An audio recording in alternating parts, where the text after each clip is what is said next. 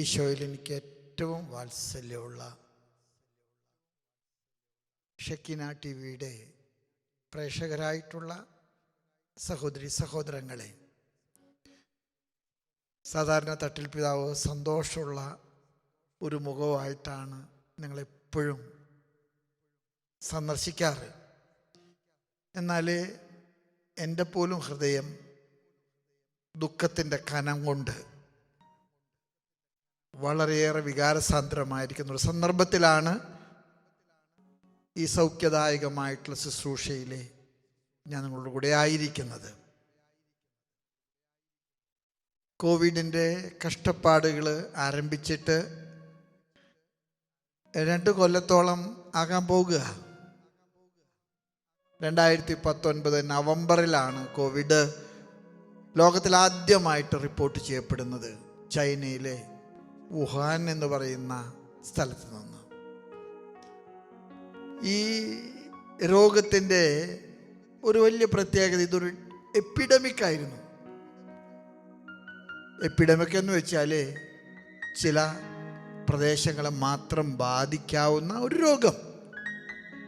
അതിനപ്പുറത്ത് ഇതിനെ ഒരു വലിയ വലുപ്പം ആരും കണ്ടിട്ടില്ലായിരുന്നു. 2019 നവംബറിലെ വുഹാനിൽ ആരംഭിച്ച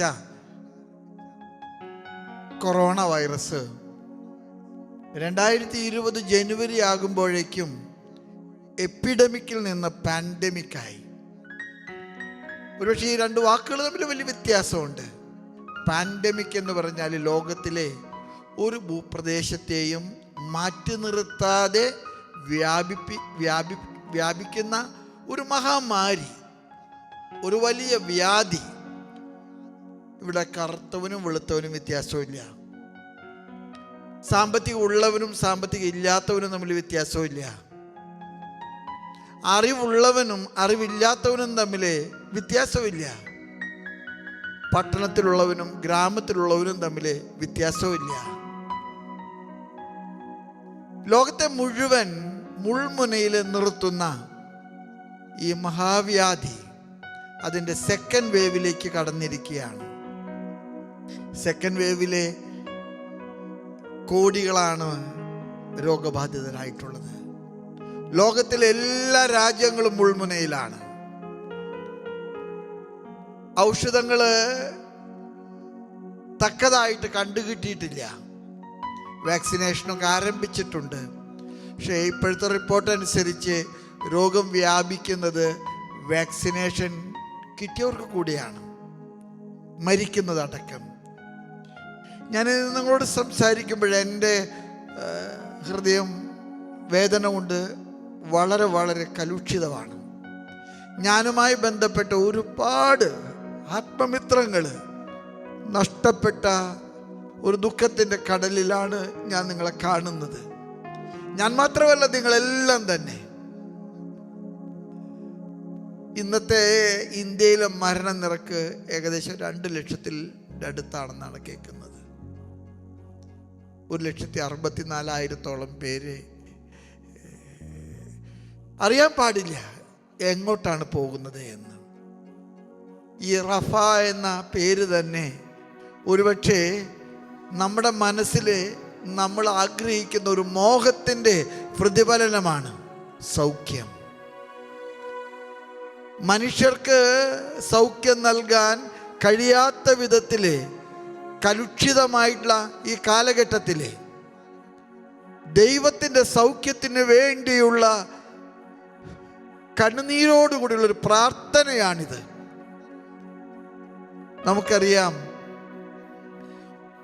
വുഹാനിലെ ആരംഭിച്ച കൊറോണ വൈറസ് ഇന്ന് COVID-19 എന്ന പേരിൽ അറിയപ്പെടുന്ന ഈ രോഗം ഈ ലോകത്തെ എങ്ങനെയൊക്കെ ബാധിച്ചു എന്നതിനെക്കുറിച്ച് ചിന്തിക്കാൻ കഴിയാത്ത വിധത്തിൽ വിപുലമാണ്.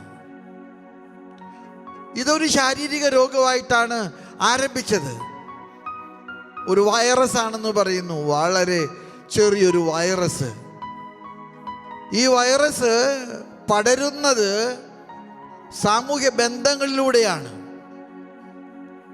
ഈ ബന്ധങ്ങളിലൂടെ ഇതിൻ്റെ പകർച്ച സീമാതീതമാണ്. ഇന്ന് തന്നെ കേരളത്തിലെ ഏകദേശം 30,000-ഓളം പേര് രോഗികളാണ്. ആയിരങ്ങളും മരിച്ചു വീഴുകയാണ്. കഴിഞ്ഞ ദിവസങ്ങളിൽ ബാംഗ്ലൂരിൽ നിന്ന് ഒരു കുടുംബം കണ്ണുനീരോടുകൂടെ എന്നെ വിളിച്ചിട്ട് പറഞ്ഞു, 4 ദിവസമായിട്ട് വെന്റിലേറ്ററിലുള്ള അമ്മച്ചി ഒരു വെന്റിലേറ്റർ മാറ്റാൻ പോവുകയാണ്, മരിക്കുകയാണ്. അന്ത്യകുദാശ കൊടുക്കാൻ കഴിഞ്ഞിട്ടില്ല. ഞാൻ അറിയുന്ന ഒരു കുടുംബമാണ്. പിതാവേ, ഞങ്ങൾ എന്താ ചെയ്യേണ്ടത്? ഞാൻ അവരോട് പറഞ്ഞു, നിങ്ങൾ ICUവിൽ കയറുമ്പോൾ നിങ്ങളുടെ ഫോൺ അമ്മയുടെ ചെവിക്കടുക്കിലേക്ക് പിടിക്കണം. ഞാൻ ഫോണിലൂടെ പാപമോചനവും അന്ത്യകൂദാശകൾ പ്രാർത്ഥനകൾ ചൊല്ലി. ഞാൻ പറഞ്ഞു, മക്കളെ മതി, അതേ നടക്കൂ. പള്ളിയിൽ അച്ഛൻ വരാതെ അന്ത്യകൂദാശകൾ സ്വീകരിക്കാതെ മരിക്കുന്ന മനുഷ്യന്റെ എണ്ണം അതാണിന്ന് കൂടുതൽ. അവർ പൊട്ടിക്കരഞ്ഞിട്ട് പറഞ്ഞു, അമ്മച്ചിയെ ഒരു പ്ലാസ്റ്റിക് കൂട്ടിലിട്ട് കെട്ടി ക്രിമറ്റോറിയത്തിലേക്ക് കൊണ്ടുപോകുമ്പോൾ അമ്മച്ചിക്ക് ഒരു നല്ല വസ്ത്രം കൊടുക്കാൻ കഴിയാത്ത ദുഃഖമുണ്ട് പിതാവേ. ഞാൻ പറഞ്ഞു, സാരമില്ല മക്കളെ. ക്രിമറ്റോറിയത്തിൽ കൊണ്ടുപോയിട്ട് ഒരു കുടുക്കയിൽ കുറച്ച് ചാരവും അനുബന്ധമായിട്ടുള്ള ചില സംഗതികൾ അവർക്ക് കിട്ടി. അവരെന്നോട് ചോദിച്ചു, എവിടെ വെക്കണം? അപ്പൻ്റെ കല്ലറ നാട്ടിലാണ്, ഞങ്ങൾ നാട്ടിലേക്ക് കൊണ്ടുവരണേ. ഞാൻ പറഞ്ഞു, നിങ്ങൾ വീട്ടിൽ സൂക്ഷിക്കുക. ഒരിക്കലും നമ്മൾ കാണുകയോ കേൾക്കുകയോ ചിന്തിക്കുകയോ ചെയ്യാത്തതിൽ അതീതമായ വിധത്തിൽ ഈ രോഗം നമ്മെ ബാധിച്ചിരിക്കുകയാണ്. ചിലപ്പോഴ് എൻ്റെ മനസ്സിൽ തോന്നിയിട്ടുണ്ട്, ഈ മഹാമാരികളൊക്കെ പാവങ്ങളെ ബാധിക്കാറാണ് പതിവ്, പാവപ്പെട്ട രാജ്യങ്ങളെ ബാധിക്കാറാണ് പതിവ്. എന്നാൽ ഈ മഹാമാരിക്ക് ഒരു വലിയ പ്രത്യേകതയുണ്ട്. ഇത് ആരംഭിച്ചത് അടിയിൽ നിന്നല്ല, മുകളിൽ നിന്നാണ്. ഏറ്റവും ധനാഢ്യ രാജ്യങ്ങളിലെയാണ് ഏറ്റവും കൂടുതൽ ആക്രമിച്ചത്. അമേരിക്ക പോലും ആയുധം വെച്ച് കീഴടക്കി. യൂറോപ്പ്, ഓസ്ട്രേലിയ എല്ലാം. അവർക്കൊക്കെ പണം കൊണ്ട് എന്തിനും സാധിക്കുമെന്നുള്ള അഹന്ത എന്ന വാക്ക് ഞാൻ ഉപയോഗിക്കുന്നില്ല. ഒരു കാഴ്ചപ്പാടാണ്. പണം ഉണ്ടെങ്കിൽ ഈ ലോകത്തിൽ എന്തും നടക്കും.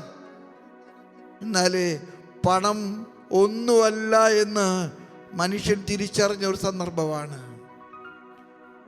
മരിച്ചു കഴിഞ്ഞാൽ ഒരു നല്ല ഉടുപ്പിട്ട് അന്ത്യയാത്ര പറയാൻ അവകാശമില്ലാത്ത വിധത്തിൽ നമുക്ക് നിസ്സഹായത അനുഭവപ്പെടുന്ന ഒരു സന്ദർഭം. എനിക്ക് ഈ ടെലിവിഷനിൽ നിങ്ങൾ കാണുമ്പോൾ പറയാൻ ആഗ്രഹമുണ്ട്, നമ്മൾ നിരാശപ്പെടരുത്, ഒരിക്കലും നിരാശപ്പെടരുത്. ഈ ലോകത്തിലെ തിന്മ വർദ്ധിച്ച ഒരു കാലഘട്ടത്തെക്കുറിച്ച് ഉൽപ്പത്തിയുടെ പുസ്തകത്തിലെ 6-ാമത്തെ അധ്യായത്തിൽ നിങ്ങൾ കേൾക്കുന്നുണ്ട്. നോഹായുടെ കാലഘട്ടം. തിന്മ പെരുകി, ദൈവത്തിന് അസഹനീയമായ വിധത്തിൽ തിന്മ പെരുകി. ദൈവം നോഹായെ വിളിച്ചു. ഉൽപ്പത്തിയുടെ പുസ്തകം 6-ാമത്തെ അധ്യായം നോഹായുടെ കഥയാണ്. നോഹായെ വിളിച്ചു. ദൈവം പറഞ്ഞു, എനിക്ക് മടുത്തു, ഈ ലോകത്തെ ഞാൻ നശിപ്പിക്കും, ഈ ലോകത്തെ ഞാൻ നശിപ്പിക്കും. ഒരുപക്ഷെ 40 ദിനരാത്രങ്ങൾ മഴ പെയ്ത് ഈ ലോകത്തെ ദൈവം നശിപ്പിച്ചു. നോഹായുടെ പേടകം അത്ഭുതകരമായിട്ട് രക്ഷപ്പെട്ടു. ഈ ക്വാറന്റൈൻ എന്ന പ്രയോഗം ഉണ്ടല്ലോ, അത് സത്യം പറഞ്ഞാൽ നോഹായുടെ പേടകത്തിലെ നോഹ 40 ദിവസം താമസിച്ച് ദൈവത്തോടുകൂടെ സഹവസിച്ച അനുഭവത്തിൻ്റെ ഓർമ്മകളാണ് ക്വാറന്റൈൻ.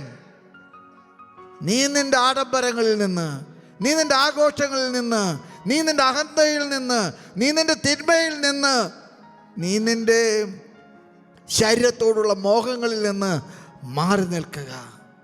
നീ മാറി നിൽക്കുക. നോഹ പേടകത്തിൻ്റെ കഥ കടച്ചപ്പോൾ നോഹായ്ക്ക് കൂട്ടുണ്ടായത് ഈ പ്രകൃതിയിലെ സസ്യജാലങ്ങളും മൃഗവർഗങ്ങളും. സർവശക്തനായ ദൈവം, നോഹായുടെ പേടകം ദൈവത്തിൻ്റെ കൂടാരമായിരുന്നു. 40 ദിനരാത്രങ്ങൾ മഴ പെയ്തപ്പോൾ നോഹ ഈ കൂടാരത്തിൽ താമസിച്ച ആ അനുഭവത്തെയാണ് ക്വാറന്റൈൻ എന്ന വാക്കുകൊണ്ട് വിശുദ്ധ ഗ്രന്ഥം സാക്ഷ്യപ്പെടുത്തുന്നത്. ക്വാറന്റൈൻ, നീ അകൽച്ച പാലിക്കുക, നീ തിന്മയിൽ നിന്ന് അകന്നു മാറുക, നീ മോഹങ്ങളിൽ നിന്ന് അകന്നു മാറുക, നിന്റെ ജഡികമായ ദുരാശകളിൽ നിന്ന് നീ അകന്നു മാറുക, നിന്റെ തിന്മയുടെ വഴികളെ നീ വിട്ടുപോകുക. ക്വാറന്റൈൻ. ഇന്നും നമ്മളോട് പറയുന്നത് മരുന്ന് ആയിട്ടില്ല, വാക്സിനേഷനൊക്കെ തുടങ്ങിയിട്ടുണ്ട്, അത് നമുക്ക് ഉപകാരം ചെയ്യും. പക്ഷേ നമ്മൾ ആഗ്രഹിക്കുന്ന വിധത്തിൽ അത് ഫലപ്രദമായിട്ടില്ല, കാര്യക്ഷമമായിട്ടില്ല. ഇനിയും അതിലെ പരീക്ഷണങ്ങൾ നടക്കേണ്ടതുണ്ട്. അതുകൊണ്ട് തന്നെ സർക്കാരുകൾ പോലും ഈ മഹാമാരിയുടെ മധ്യത്തിൽ നമ്മെ ഉപദേശിക്കുന്നത് കീപ് ഡിസ്റ്റൻസ്, അകൽച്ച പാലിക്കുക, അകലം പാലിക്കുക. എന്താണ് ഈ അകലം? ഞാനും നിങ്ങളും ഒരിക്കലും അകലം പാലിക്കാതെ കൊണ്ടു നടക്കുന്ന ഒരുപാട് തിന്മകളുണ്ട്. ആ തിന്മകളിൽ നിന്ന് അകലം പാലിക്കുക, ദൈവത്തോട് ചേർന്ന് നിൽക്കുക, ദൈവത്തിൻ്റെ കൂടെ ആയിരിക്കുക. ഈ ലോക്ക്ഡൗൺ, ഷട്ട് ഡൗൺ എന്നൊക്കെ പറയുമ്പോൾ ഞാനും നിങ്ങളൊക്കെ മനസ്സിലാക്കേണ്ട ഒരു സത്യമുണ്ട്. എന്താ ഈ ലോക്ക്ഡൗൺ? എന്താണ് ഈ ഷട്ട് ഡൗൺ? നമുക്കാർക്കും ദൈവത്തെക്കുറിച്ച് ചിന്തിക്കാൻ നേരമില്ല.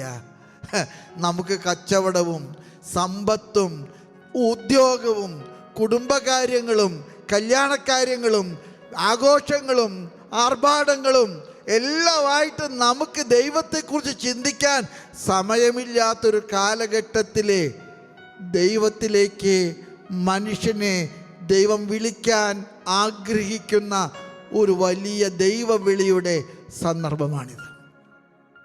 അതുകൊണ്ട് തന്നെ ഇത് ഒരു ശിക്ഷ, ഇതൊരു ശാപം, ഇതൊരു ദൈവത്തിൻ്റെ ഒരു വലിയ നമ്മോടുള്ള വിരോധം തീർക്കൽ എന്നതിനേക്കാൾ കൂടുതൽ നമ്മുടെ തെറ്റായ വഴികൾ തിരുത്താൻ, നമ്മുടെ ജീവിതത്തിലെ ശരിയായ ദൂരങ്ങൾ പാലിക്കാൻ, ശരിയായ വിധത്തിലെ ശൈലിയിൽ ജീവിക്കാൻ ദൈവം നമ്മെ ഓർമ്മപ്പെടുത്തുന്നു.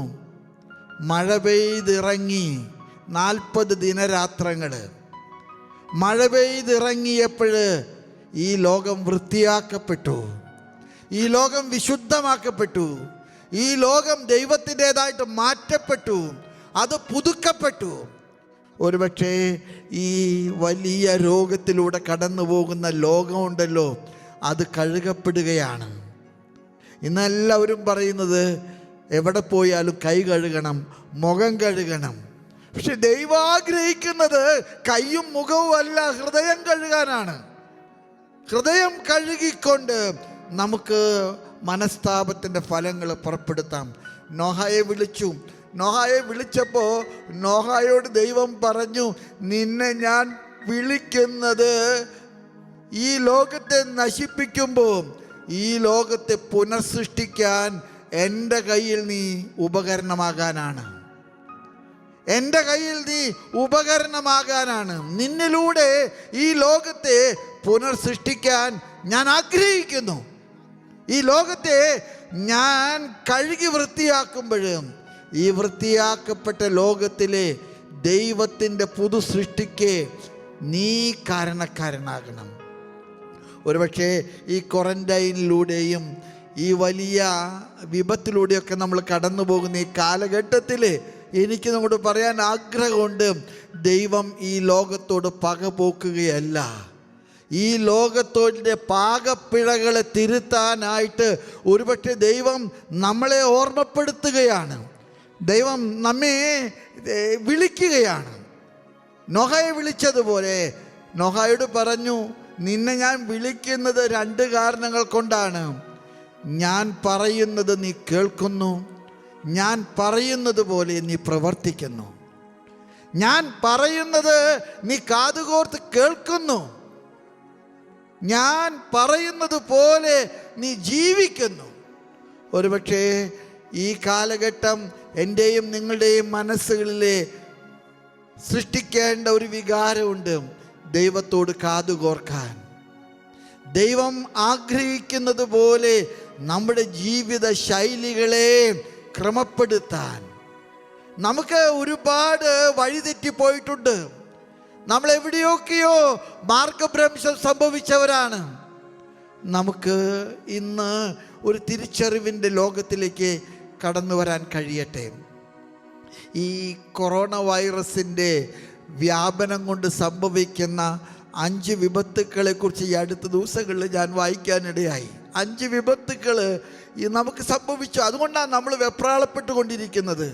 നമ്മുടെ വെപ്രാളത്തിൻ്റെ പിറകിൽ 5 അപകട സൂചനകൾ ഉണ്ട്. ഈ 5 അപകട സൂചനകൾ സത്യം പറഞ്ഞാൽ നമുക്ക് പുതിയ വഴികൾ കണ്ടെത്താനുള്ള ഒരു വലിയ തുറവിക്ക് കാരണമാണ്. ഒന്നാമത്തെ വിപത്ത് ശാരീരികമായിട്ടുള്ള അസ്വാസ്ഥ്യങ്ങളാണ്. ഇന്ന് നമ്മളെല്ലാവരും പ്രാർത്ഥിക്കുന്നത് ഇന്ത്യയിൽ ഓക്സിജൻ കിട്ടാനാണ്.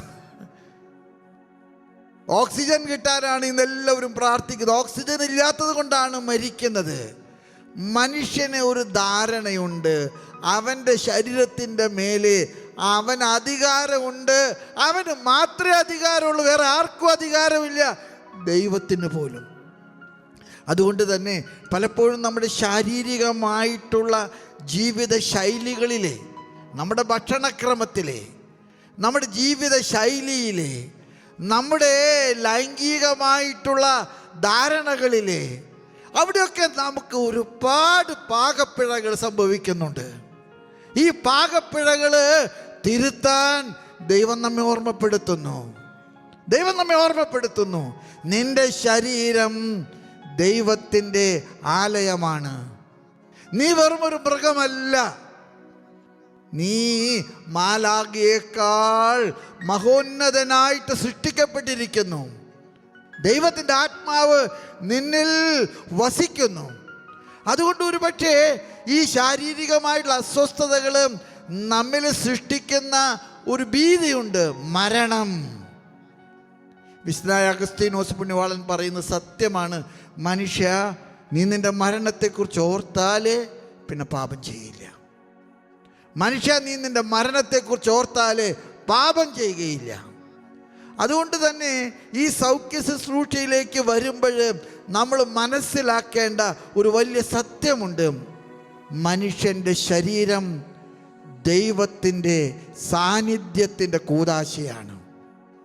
നമ്മുടെ ദാമ്പത്യ ജീവിതങ്ങളൊക്കെ അതാണ്, നമ്മുടെ കിടപ്പറകളൊക്കെ അതാണ്. ദൈവത്തിൻ്റെ സാന്നിധ്യത്തിൻ്റെ കൂദാശ തുടരുന്നത്. അതുകൊണ്ട് തന്നെയാണ് നമ്മുടെ കുടുംബങ്ങളെ നമ്മൾ ഗാർഹിക സഭ എന്നൊക്കെ വിളിക്കുന്നത്. അതുകൊണ്ട് തന്നെ നമ്മുടെ ശാരീരികമായിട്ടുള്ള ജഡികതകൾ, പാപത്തിലേക്കുള്ള ചായ്വുകൾ, അവിടെയൊക്കെ നമുക്ക് ഒരു ക്വാറന്റൈൻ വേണം, അവിടെയൊക്കെ നമുക്കൊരു നിയന്ത്രണം വേണമെന്നാണ് എനിക്ക് തോന്നുന്നത്. രണ്ടാമത്, ഈ രോഗം ലോകത്തെ ഭീകരമായിട്ട് അസ്വസ്ഥതപ്പെടുത്തുന്നത് മാനസിക പിരിമുറുക്കങ്ങളാണ്. ഞാൻ ആരംഭത്തിലൊക്കെ ചെറുപ്പക്കാർക്കൊക്കെ ഒരു ധാരണയുണ്ടായിരുന്നു, ഈ രോഗം എൽഡർലി പീപ്പിളിനുള്ളതാണെന്നാ. 65 കഴിഞ്ഞവൻ, 70 കഴിഞ്ഞവൻ, 80 കഴിഞ്ഞവനൊക്കെയാണ്. പക്ഷേ ഇന്നത്തെ മരണനിരക്കുകൾ നമ്മെ ഭയപ്പെടുത്തുന്നു. കാരണം മുകളിൽ നിന്നല്ല വെട്ടുന്നത്, അടിയുന്ന വെട്ടുന്നത്, നടുവീന്ന വെട്ടുന്നത്. കഴിഞ്ഞ ദിവസം 34 വയസ്സ് 35 വയസ്സ് പ്രായമുള്ള ഒരു ചെറുപ്പക്കാരൻ മരിച്ചപ്പോൾ ആ കുടുംബം വിളിച്ച് കരഞ്ഞു പറഞ്ഞു, ഒരു കുഴപ്പമുണ്ടായിരുന്നില്ല, ഇങ്ങനൊരു രോഗം അവന് വരുമെന്ന് അവൻ സ്വപ്നത്തിന് പോലും വിചാരിച്ചിട്ടില്ല. ഇത് പ്രായം ചെന്നവർക്ക് രോഗമായിട്ടാവും കരുതിയത്. അല്ല, മാനസികമായിട്ട് ഇത് നമ്മളെ തളർത്തിക്കൊണ്ടിരിക്കുക. നമ്മുടെ കുടുംബ ബന്ധങ്ങൾ. ഞാൻ കഴിഞ്ഞ ദിവസം കുറച്ച് കുഞ്ഞുങ്ങളെ കണ്ടപ്പോൾ ചോദിച്ചു, പിതാവ് പ്രാർത്ഥിക്കണം. ഞാൻ ചോദിച്ചു, എന്തിനാടാ? കൊറോണ മാറാൻ അല്ല, സ്കൂൾ തുറക്കാൻ, കൂട്ടുകാരെ കാണാൻ, ഞങ്ങൾക്ക് കളിക്കാൻ, എല്ലാം അടച്ചുപൂട്ടി പിതാവേ. മാനസികമായിട്ട് നമ്മളൊക്കെ തളർന്നിരിക്കുകയാണ്. ഞാൻ തൃശ്ശൂരിൽ പട്ടം കൊടുക്കാൻ വന്നിട്ട് പെട്ടുകിടക്കുക. ഇവിടെ അങ്ങോട്ട് ചെല്ലണ്ടെന്ന് അവർ പറയുന്നു. ഇവിടെ എത്ര കാലം നിൽക്കാൻ പറ്റും അതിഥിയായിട്ട്? പെട്ടുകിടക്കുക. മാനസികമായിട്ടുള്ളൊരു പിരിമുറുക്കം. ഒരുപക്ഷെ ഈ പെട്ടുകിടക്കുന്നത് കൊണ്ടാണ് ഇന്ന് ഈ ടി വിയിൽ സ്റ്റുഡിയോയിൽ വന്ന് നിങ്ങളെ കാണാൻ എനിക്ക് കഴിഞ്ഞത്. മനുഷ്യൻ മാനസികമായിട്ട് വളരെ അസ്വസ്ഥനാണ്. ഇന്ന് സത്യം പറഞ്ഞ ഒരു ഭക്ഷണം കഴിക്കാൻ ഇരിക്കുമ്പോൾ പോലും നമുക്ക് പേടിയാണ്. കൂടെ ആരിരിക്കാൻ പാടില്ല, ആളിരുന്ന പകരും, കൂടി വരാൻ പാടില്ല. മാനസികമായിട്ടുള്ള അസ്വസ്ഥതകൾ വളരെ വർദ്ധിച്ചിരിക്കുന്നു. മൂന്നാമതായിട്ട്, നമ്മുടെ സമൂഹം ആത്മീയമായിട്ട് തളരുകയാണ്. നമ്മുടെ സമൂഹം ആത്മീയമായിട്ട് തളരുകയാണ്. എത്രയോ വലിയ പള്ളികളൊക്കെയാണ് നമ്മൾ പണിതിരിക്കുന്നത്. പള്ളികൾ ശൂന്യമാണ്, എല്ലാം അടച്ചുപൂട്ടപ്പെടുകയാണ്. ഒരിടത്ത് ആൾ വരാൻ പാടില്ല. ഒന്നിനും. ഞാൻ ആദ്യ കുർബാന കൈക്കുള്ള പണ്ട് ചെന്ന് കഴിഞ്ഞപ്പോൾ കുട്ടി നടുവിലെ, അപ്പൻ അമ്മ അപ്പുറം ഇപ്പുറം, വേറെ ആരുമില്ല. സാമൂഹികമായിട്ട് നമ്മൾ അനുഭവിക്കുന്ന ഒരു മാനസിക വ്യതയുണ്ട്. കല്യാണങ്ങളില്ല, മരണങ്ങളില്ല, അതിനൊന്നും ആഘോഷങ്ങളില്ല, ആർക്കും ഒന്നിനും നേരമില്ല, ആർക്കും ഒന്നിനും അനുവാദമില്ല. മരിച്ചാൽ പോകാൻ പറ്റില്ല, കല്യാണങ്ങൾക്ക് പോകാൻ പറ്റില്ല, മാമോദീസയ്ക്ക് പോകാൻ പറ്റുകയില്ല. കുറേയൊക്കെ നീട്ടിവെച്ച് നോക്കി, ഒരു കാര്യവും ഇല്ല. പട്ടെന്നൊക്കെ പറഞ്ഞു കഴിഞ്ഞാൽ എന്താ ഗംഭീരമായിട്ട് നമ്മൾ നടത്തുന്നത്. അതൊന്നും ആളില്ല.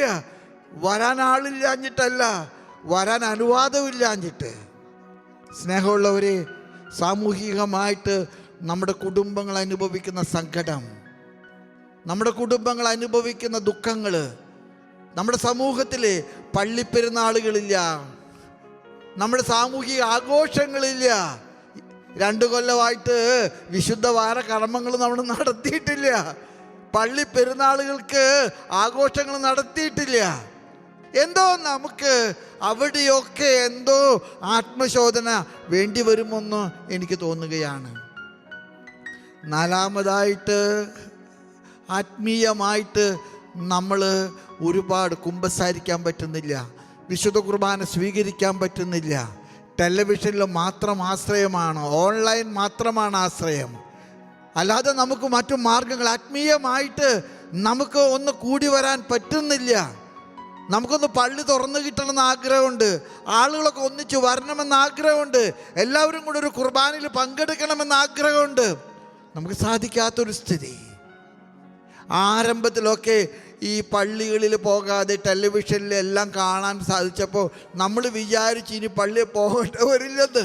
ഇന്ന് നമുക്ക് മറിച്ചാ തോന്നണേ, എന്നെങ്കിലും ഒരു പള്ളി തുറന്നിട്ട് അതിൻ്റെ അകത്തൊന്ന് കയറി തമ്പുരാൻ്റെ മുൻപിലൊന്ന് മുട്ടുകുത്തി തമ്പുരാനോടൊന്ന് പ്രാർത്ഥിക്കാൻ, ഒരു കുമ്പസാരക്കൂട്ടിന് മുൻപിൽ ഒന്ന് മുട്ടുകുത്തി പാപങ്ങൾ ഏറ്റുപറയാൻ, മരിക്കുന്ന ഒരു രോഗിക്ക് രോഗലേപനം കൊടുക്കാൻ ഒരു അച്ഛനെ വിളിച്ചാൽ വരുന്ന ഒരു അവസ്ഥ ഉണ്ടാകാൻ നമ്മൾ ആഗ്രഹിക്കുന്നില്ലേ? നമ്മുടെ കല്യാണങ്ങൾ, ആഘോഷങ്ങളുടെ പ്രളയത്തിൽ നിന്ന് സത്യം പറഞ്ഞാൽ അത് അർത്ഥവത്തായിട്ട് അനുഷ്ഠിക്കാനുള്ള അനുഗ്രഹത്തിന് വേണ്ടി നമ്മൾ പ്രാർത്ഥിക്കുന്നില്ലേ? ആത്മീയമായിട്ട് നമ്മൾ ഒരുപാട് തളരുകയാണ്. നമുക്കിനി ഒരുപാട് വളരാൻ വഴികൾ വേണം. അഞ്ചാമതായിട്ട്, ഞാൻ പറയാതെ തന്നെ നിങ്ങൾക്കറിയാം, സാമ്പത്തികമായ പ്രതിസന്ധികൾ ഭയങ്കരമാണ്. സാമ്പത്തികമായിട്ടുള്ള പ്രതിസന്ധികൾ ഭയാനകമാണ്. കച്ചവടങ്ങൾ, ഉദ്യോഗങ്ങൾ എല്ലാം നഷ്ടപ്പെട്ടുകൊണ്ടിരിക്കുകയാണ്. പണ്ട് നമുക്ക് ജോലി ഉണ്ടായിരുന്നു, അധ്വാനിച്ച പണം ഉണ്ടായിരുന്നു, വർക്ക് ഫ്രം ഹോം എന്നൊക്കെ നമ്മൾ ഓമനപ്പേരിട്ടൊക്കെ പറയുന്നുണ്ടെങ്കിലും പലർക്കും അറിയാം ഇത് അധികകാലം മുന്നോട്ട് പോകില്ല. ഈ യാത്ര അധികകാലം മുന്നോട്ട് പോകില്ല. സാമ്പത്തികമായിട്ടുള്ള പരാധീനതകൾ കൊണ്ട് നമ്മുടെ കുടുംബങ്ങൾ ആത്മഹത്യയുടെ മുനമ്പിലാണ്. സ്നേഹമുള്ളവരെ, ഞാൻ ഈ ക്വാറന്റൈൻ എന്ന വാക്കിലേക്ക് വീണ്ടും വരാൻ ആഗ്രഹിക്കുക. നമുക്ക് ദൈവത്തിലേക്ക് ഷട്ട് ഡൗൺ ചെയ്യണം. നമ്മൾ ദൈവത്തിലേക്ക് ലോക്ക്ഡൗൺ ചെയ്യണം. കർത്താവ് ശിഷ്യന്മാരോട് ചോദിച്ച അതേ ചോദ്യമുണ്ട്. ഞങ്ങൾ നശിക്കാൻ പോകുന്നു, ഞങ്ങളിതാ നശിക്കാൻ പോകുന്നു. മർക്കോസിന്റെ സുവിശേഷം 4-ാമത്തെ അധ്യായത്തില് ഞങ്ങളിതാ നശിക്കാൻ പോകുന്നു. കർത്താവ് പറഞ്ഞു, കാറ്റിനോടും പിശറിനോടും പറഞ്ഞു, അടങ്ങുക. അവൻ കരങ്ങൾ ഉയർത്തി, അടങ്ങുക. എല്ലാം ശാന്തമായി എന്നാ പറയുന്നേ. എല്ലാം ശാന്തമായി. അവർക്ക് സന്തോഷമായി. അവർ കർത്താവിനോട് പറഞ്ഞു, ഇത് നീ നേരത്തെ ചെയ്തിരുന്നുവെങ്കിൽ ഞങ്ങളിങ്ങനെ അലറിക്കരയേണ്ട കാര്യം വല്ലതും ഉണ്ടോ? കർത്താവ് പറഞ്ഞ മറുപടി എന്താണെന്നറിയാമോ? നിങ്ങൾക്ക് വിശ്വാസമില്ലയോ? ഒരുപക്ഷെ ഈ COVID-19 നമ്മെ ക്ഷണിക്കുന്നത് വിശ്വാസത്തിലേക്കാ, നമ്മെ ക്ഷണിക്കുന്നത് പ്രത്യാശയിലേക്കാ, നമ്മെ ക്ഷണിക്കുന്നത് സ്നേഹത്തിലേക്കാ. ഒരുപക്ഷെ കർത്താവിനോട് കൂടെ ആയിരിക്കാൻ, കർത്താവിൻ്റെ കൂടെ വസിക്കാൻ, കർത്താവിൽ നിന്ന് ഉൾക്കൊള്ളാൻ, കർത്താവിൽ നിന്ന് ശക്തി പ്രാപിക്കാൻ. കർത്താവ് തോണിയുടെ തലയ്ക്കല് തലയണ വെച്ച് ഉറങ്ങുകയാണെന്നാ പറഞ്ഞത്. സത്യം പറഞ്ഞാല് ബൈബിൾ പണ്ഡിതന്മാര് അതേക്കുറിച്ച് പറയുന്നത് കർത്താവ് തന്ത്രം പ്രയോഗിച്ചതാ. കർത്താവ് ഉറങ്ങിയിട്ടില്ല. കർത്താവ് ഉറങ്ങിയാൽ ഈ ലോകമില്ല. ഉറക്കമില്ലാത്ത കർത്താവ് ഉറങ്ങിയതുപോലെ കർത്താവ് കാണിച്ചു. വാവിട്ട് നിലവിളിച്ചപ്പോ കർത്താവ് ഉണർന്നെന്നാ പറയുന്നത്. വാവിട്ട് നിലവിളിക്കാൻ കർത്താവ് എന്നെയും നിങ്ങളെയും ഈ രാത്രിയിൽ ക്ഷണിക്കുന്നു. മക്കളെ, വാവിട്ട് നിലവിളിക്കാൻ. കർത്താവെ, ഞങ്ങൾ നശിക്കുന്നു, ശാരീരികമായിട്ട്, ഞങ്ങള് ആത്മീയമായിട്ട്, ഞങ്ങള് സാമൂഹികമായിട്ട്, ഞങ്ങൾ സാമ്പത്തികമായിട്ട്, ആത്മീയമായിട്ട് ഞങ്ങൾ നശിക്കുന്നു. കർത്താവേ, നീ ഉറങ്ങുകയാണോ? അവൻ ഉണരട്ടെ. കാറ്റിനെ ശമിപ്പിക്കും, കടലിനെ ശാന്തമാക്കും. കർത്താവ് നമ്മെ അനുഗ്രഹിക്കും. അതുകൊണ്ട് ഈ കൊറോണയുടെ കാലഘട്ടം എനിക്ക് തോന്നുന്നു ഇത് നോഹയുടെ പ്രളയത്തിൻ്റെ കാലഘട്ടം പോലെയാണ്. കർത്താവ് മാറി നിൽക്കുകയല്ല, കർത്താവ് നമ്മുടെ നടുവെ നിൽക്കുകയാണ്. കർത്താവിനെ കാണാൻ നമ്മുടെ കണ്ണുകൾക്ക് വിശ്വാസത്തിൻ്റെ വെളിച്ചം വേണം. കർത്താവിനെ തൊടാൻ നമ്മുടെ ഹൃദയങ്ങൾക്ക് പ്രത്യാശയുടെ ശക്തി വേണം. കർത്താവിന് വേണ്ടി ജീവിക്കാൻ നമ്മുടെ ബുദ്ധിക്കും, നമ്മുടെ കരങ്ങൾക്കും, നമ്മുടെ കാലുകൾക്കും സ്നേഹത്തിൻ്റെ ആർജവം വേണം. ഒരുപക്ഷെ കർത്താവ് കാറ്റിനെ ശമിപ്പിച്ചു, കടലിനെ ശാന്തമാക്കി. ശിഷ്യന്മാരോട് ചോദിച്ച ചോദ്യം വളരെ സത്യമാണ്. നിങ്ങൾക്ക് വിശ്വാസമില്ലയോ? വിശുദ്ധ ഗ്രന്ഥത്തിൽ ഞാൻ ഇന്ന് കുറേയേറെ നേരം പഠിക്കുകയായിരുന്നു. പുതിയ നിയമത്തിലെ 4 സുവിശേഷങ്ങളിലായിട്ട് 26 രോഗശാന്തികൾ കർത്താവ് നടത്തിയിട്ടുണ്ട്. 26 രോഗശാന്തികൾ. പക്ഷേ ഈ രോഗശാന്തികൾക്കൊക്കെ ഒന്നുകിൽ മുമ്പിലെ അല്ലെങ്കിൽ പിറകിലെ കർത്താവ് ഒരു ചോദ്യം ഇട്ടിട്ടുണ്ട്. ഇത് ചെയ്യാൻ എനിക്ക് കഴിയുമെന്ന് നീ വിശ്വസിക്കുന്നുവോ? ഇത് ചെയ്യാൻ എനിക്ക് കഴിയുമെന്ന് നീ വിശ്വസിക്കുന്നുവോ? കർത്താവേ, ഞാൻ വിശ്വസിക്കുന്നു. ചിലരോട് കർത്താവ് സൗഖ്യം നൽകിയ ശേഷം പറഞ്ഞതുണ്ട്, നീ വിശ്വസിച്ചതുകൊണ്ട് നിനക്ക് അപ്രകാരം സംഭവിച്ചു. എല്ലാ രോഗശാന്തികളുടെ മുൻപിലോ ഒടുവിലോ ഈ 2 ചോദ്യങ്ങളുണ്ട്. നീ വിശ്വസിക്കുന്നുവോ? കർത്താവേ, എന്നാൽ നിനക്കത് സംഭവിക്കട്ടെ. ആ ചോദ്യം കർത്താവ് ചോദിച്ചില്ലെങ്കിൽ രോഗശാന്തി കഴിഞ്ഞു കഴിയുമ്പോൾ സുവിശേഷകൻ കർത്താവിൻ്റെ വികാരമായിട്ട് എഴുതിയിട്ടുണ്ട്, നീ വിശ്വസിച്ചതുകൊണ്ട് നിനക്ക് അത് സംഭവിച്ചു. കർത്താവിൻ്റെ വസ്ത്രത്തിൻ്റെ വിതുമ്പിള്ള തൊട്ട സ്ത്രീ ആരും കാണാതെ തൊട്ടതാണ്. കർത്താവ് പറഞ്ഞു, എന്നിൽ നിന്ന് ശക്തി നിർഗമിച്ചു. പത്രോസും ശിഷ്യന്മാരും കർത്താവിനോട് പറഞ്ഞു, ഈ പൂരത്തിൻ്റെ ജനക്കൂട്ടത്തിൽ നിന്നെ തൊടാത്തത് ആരാണെന്ന് ചോദിക്കുക. എല്ലാവരും നിന്നെ തൊട്ടവരാണല്ലോ. കർത്താവ് പറഞ്ഞു, അല്ല, എന്നെ തൊട്ടത് വ്യത്യസ്തതയുണ്ട്. എന്നെ തൊട്ടതിൽ വ്യത്യസ്തതയുണ്ട്. അവൾ തൊട്ടത് വിശ്വാസം കൊണ്ടാ. ആ പാവപ്പെട്ട സ്ത്രീ കർത്താവിൻ്റെ മുമ്പേ വന്നിട്ട് പറഞ്ഞു, കർത്താവേ, ഞാനാ തൊട്ടത്. കർത്താവ് അവളെ നോക്കിയിട്ട് പറഞ്ഞു, നീ വിശ്വസിച്ചതുപോലെ നിനക്ക്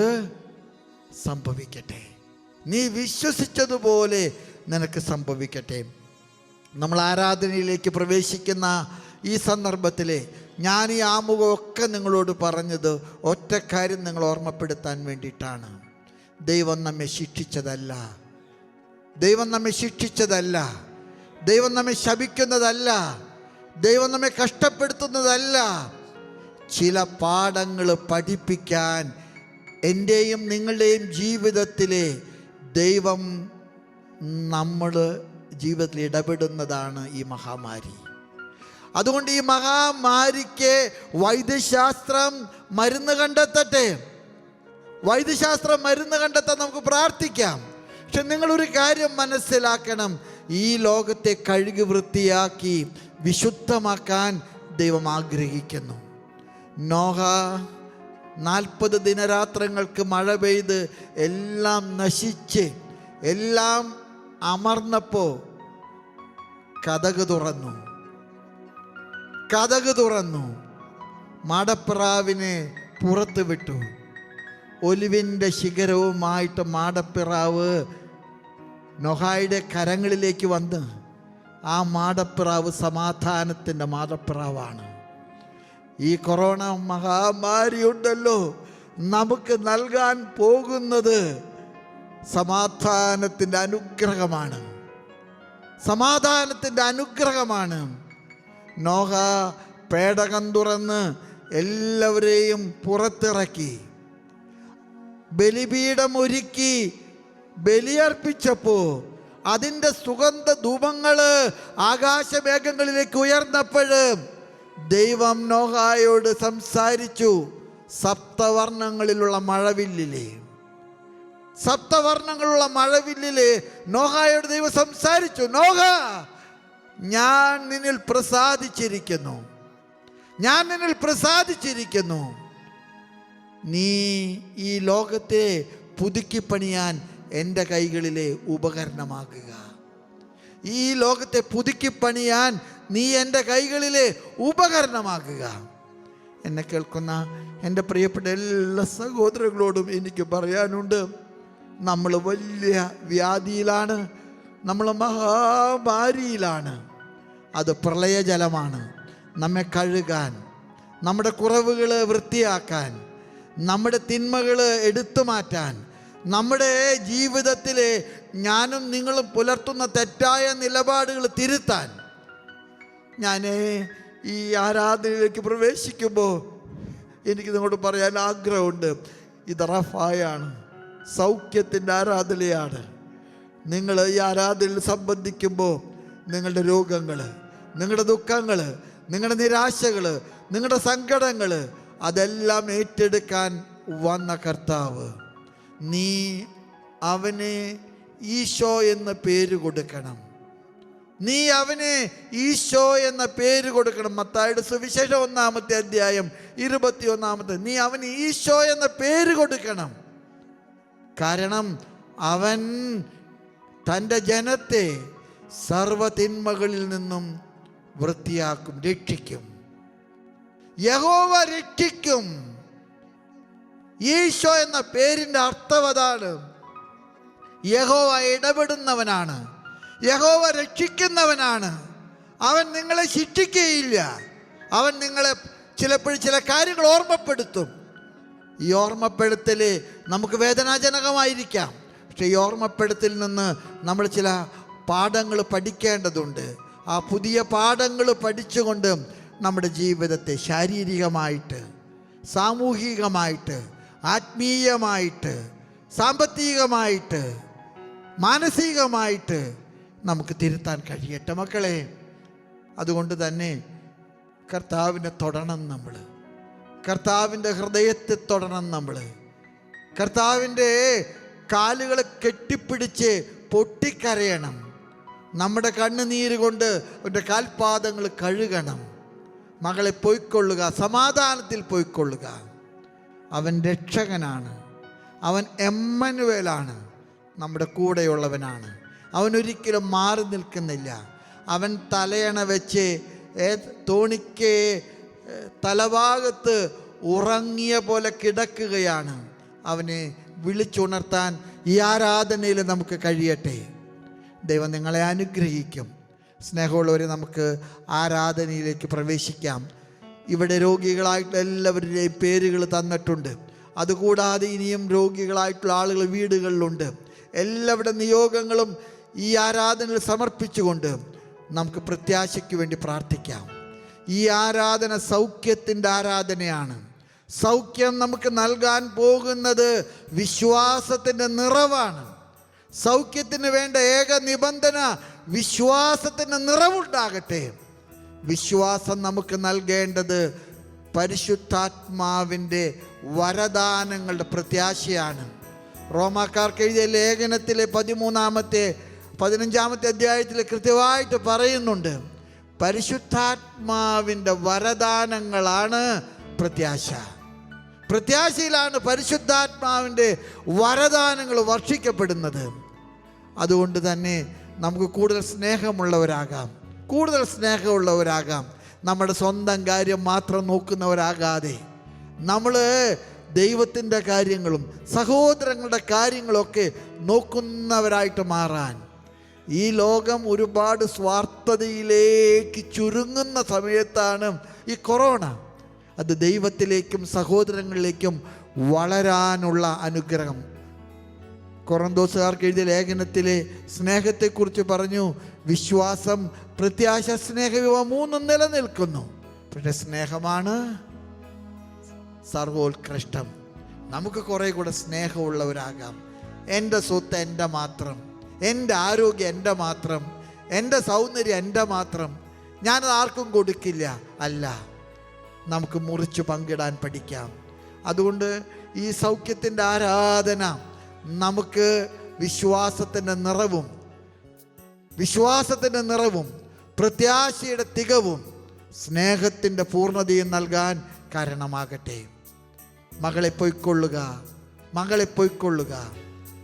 നീ തൊട്ടത് എൻ്റെ വസ്ത്രത്തിലല്ല, നീ തൊട്ടത് എൻ്റെ ഹൃദയത്തിലാണ്. നിങ്ങൾ പോയി സിലോഹ കുളത്തിൽ കുളിക്കുക. ബെത്സൈദ കുളം ഇളക്കിയ കർത്താവ് ഈ ആരാധനാ വേളയിലെ ഈ ജീവിതത്തിൻ്റെ സാഗരത്തെ ഇളക്കും. നിങ്ങളെ ഇറക്കിക്കെടുത്താൻ കർത്താവ് ഈ ആരാധനയിൽ ഇടപെടും. നമുക്കതുകൊണ്ട് കരങ്ങൾ കൂപ്പി പരിശുദ്ധ കുർബാനയുടെ സാന്നിധ്യത്തിൽ ഈ ആരാധനയിലേക്ക് പ്രവേശിക്കാം. സൗഖ്യത്തിൻ്റെ ആരാധന, രക്ഷയുടെ ആരാധന, വിശ്വാസത്തിൻ്റെ നിറവിൻ്റെ ആരാധന, പ്രത്യാശയുടെ തികവിൻ്റെ ആരാധന, സ്നേഹത്തിൻ്റെ പൂർണ്ണതയുടെ ആരാധന നമുക്ക് നിർവഹിക്കാം. എല്ലാ രോഗികളെ, എല്ലാ ആരോഗ്യ പ്രവർത്തകരെ, എല്ലാ സംവിധാനങ്ങളെ എല്ലാം നമുക്ക് ഓർമ്മിക്കാം. എല്ലാ കർത്താവിൻ്റെ കൈകൾ കൊടുക്കുക. നമ്മുടെ തോണിക്ക് താഴെ അവനുണ്ട്. അവൻ ഉണരും, അവനെല്ലാം ശാന്തമാക്കും.